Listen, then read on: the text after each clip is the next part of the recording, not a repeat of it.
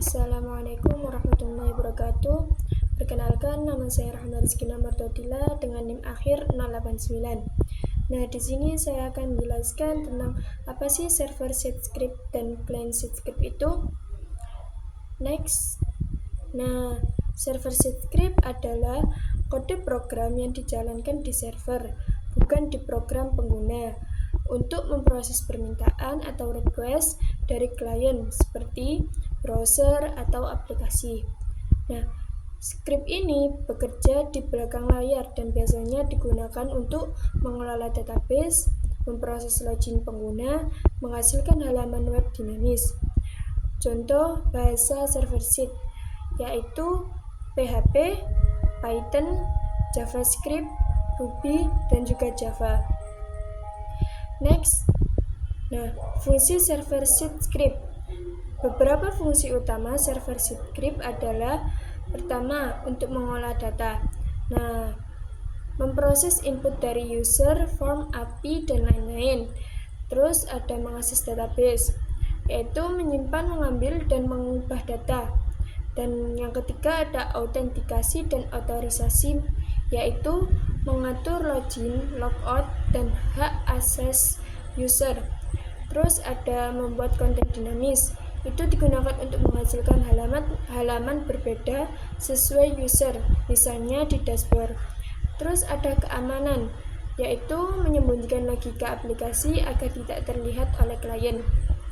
Next, contoh kegunaan, yaitu ada login website, itu digunakan untuk memeriksa username dan password di database. Yang kedua ada e-commerce, yaitu mengelola keranjang belanja dan pembayaran. Yang ketiga ada media sosial yang digunakan untuk menampilkan postingan sesuai user. Dan ada API Backend, yaitu digunakan untuk mengirim data JSON ke aplikasi mobile atau front end. Nah, next ke contoh scriptnya. Nah, di sini ada beberapa contoh scriptnya. Yang pertama ada di PHP. Nah, di PHP ini digunakan untuk proses login. Alur kerjanya ini yang pertama, pada bagian ini digunakan untuk mengambil data dari form, yaitu data username dan password diambil dari form yang dikirim user menggunakan metode POST. Nah, terus pada bagian ini proses pengecekan, itu sistem membandingkan input user dengan data yang sedang ditentukan. Apabila data itu cocok, maka login berhasil. Apabila tidak, maka tidak berhasil. Nah, terus pada bagian ini digunakan untuk menampilkan hasil, yaitu hasilnya menampilkan pesan sesuai hasil pengecekan. Nah, next ada contoh buat Node.js, yaitu digunakan untuk menangani proses login juga. Yang pertama ini, pada bagian ini digunakan import dan inisialisasi Express. Nah, itu untuk mengekspor library Express, membuat aplikasi server dan app. Nah, terus pada bagian ini itu middleware untuk JSON. Nah, digunakan untuk membaca data dari klien dalam format JSON. Biasanya dipakai saat data dikirim dari front end atau API. Terus pada bagian ini digunakan untuk membuat endpoint login, yaitu membuat root post atau login. Endpoint ini akan dipanggil saat user melakukan login. Terus pada bagian ini itu dilakukan pengambilan data dari request, yaitu mengambil data username dan password. Terus data berasal dari body request atau klien. Terus pada bagian yang ini itu untuk proses validasi, yaitu membandingkan input user dengan data yang sudah ditentukan. Apabila data itu sesuai, maka login berhasil. Apabila tidak, itu login gagal. Terus pada bagian ini itu digunakan untuk mengirim respon. Nah, itu mengirim hasil kembali ke klien, browser atau app. Terus yang ini digunakan untuk menjalankan server. maknanya ini adalah server berjalan di port 3000, terus bisa diakses melalui HTTP localhost 3000. Terus next, nah ini ada contoh dari Python. Itu juga digunakan untuk menangani proses login. Nah, pada Python ini itu alurnya yang pertama ini ada import library. Digunakan untuk mengimport framework flags. Request digunakan untuk mengambil data dari klien. Terus pada bagian ini itu digunakan inisialisasi aplikasi. Itu membuat aplikasi web flash. Terus ada bagian yang membuat root login itu ini. Itu digunakan untuk menentukan endpoint atau login, terus hanya menerima metode post. Nah, pada bagian ini juga itu digunakan untuk pengambilan data dari form.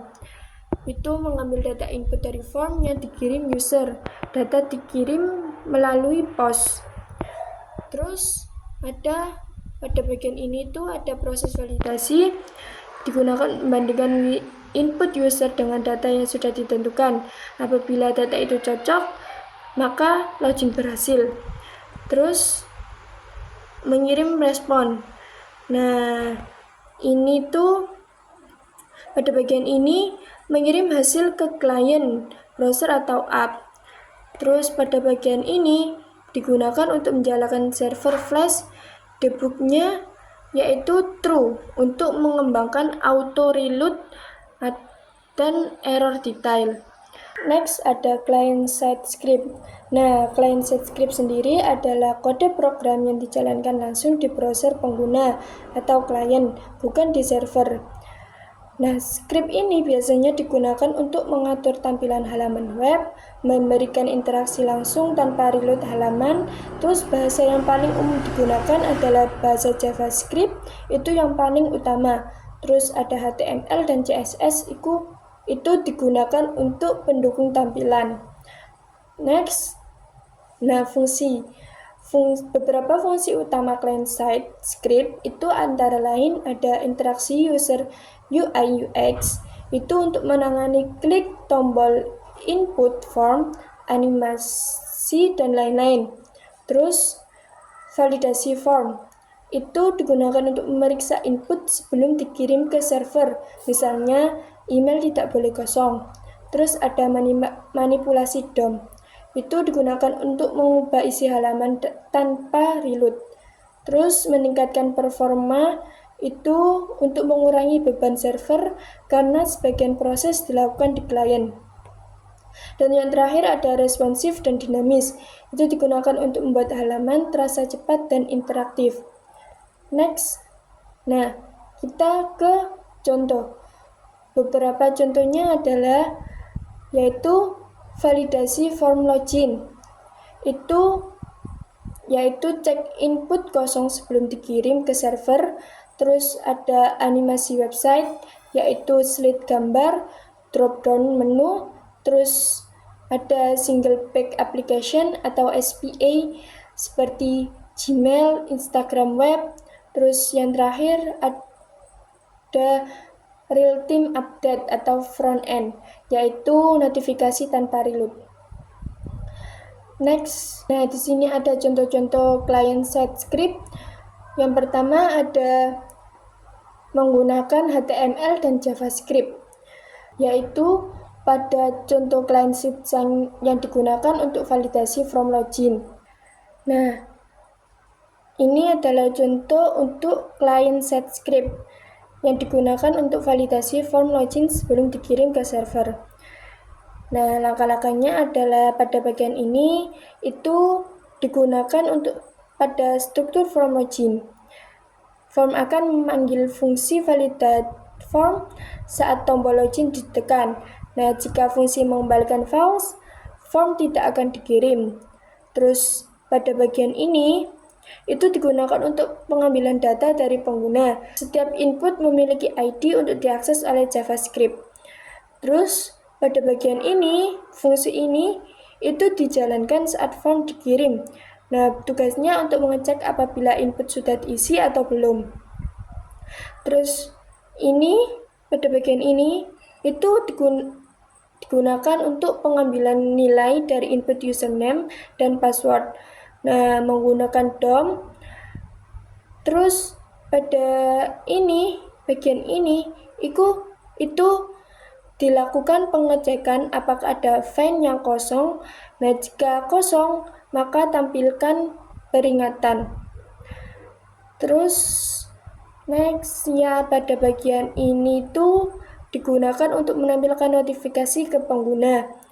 Lalu pada bagian ini digunakan untuk mencegah form dikirim ke server jika data tidak valid.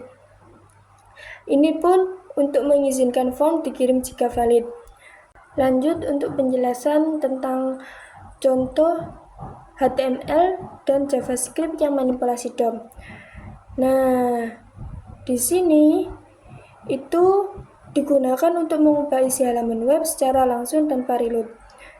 Nah, pertama ini itu teks awal yang ditampilkan adalah Halo Dunia, memiliki ID sama dengan judul agar bisa diakses oleh JavaScript. Terus pada bagian ini, ketika tombol diklik, fungsi ubah teks akan dijalankan. Nah, ini disebut event handling atau on click. Terus pada bagian ini itu berfungsi untuk berisi perintah untuk mengisi isi teks. Terus pada bagian ini juga digunakan untuk pengambilan elemen dengan ID judul, itu mengubah isi teksnya menjadi teks sudah berubah. Nah, ini disebut DOM manipulation. Nah, alur kerjanya adalah yang pertama, halaman menampilkan teks Halo Dunia, terus user klik tombol klik saya itu, terus fungsinya itu untuk ubah teks dijalankan. Terus teks berubah menjadi teks sudah berubah tanpa reload. Next ke contoh script JavaScript atau event listener. Nah, pada bagian ini digunakan untuk menangani event atau aksi pengguna seperti klik tombol. Yang pertama ini, pada bagian ini dilakukan pengambilan elemen HTML dengan ID sama dengan btn, biasanya berupa tombol di halaman web. Terus pada bagian ini itu menambahkan event klik, artinya saat tombol diklik jalankan fungsi. Terus pada bagian ini, fungsi ini akan dijalankan saat tombol ditekan, menampilkan pop-up alert ke pengguna. Nah, alurnya itu yang pertama, halaman memiliki tombol dengan ID btn ini, terus user diklik tombolnya, langsung event klik terdeteksi, muncul pesan tombol diklik. Next. Nah, di sini bisa kita simpulkan bahwa client side script dan server side script adalah dua komponen penting dalam pengembangan web yang saling melengkapi. Nah, client side script sendiri itu berjalan di browser pengguna dan berfokus pada tampilan serta interaksi UI UX, sehingga membuat website lebih cepat dan responsif. Sedangkan server side script berjalan di server dan bertugas mengelola logika aplikasi, pengelolaan data, serta keamanan sistem.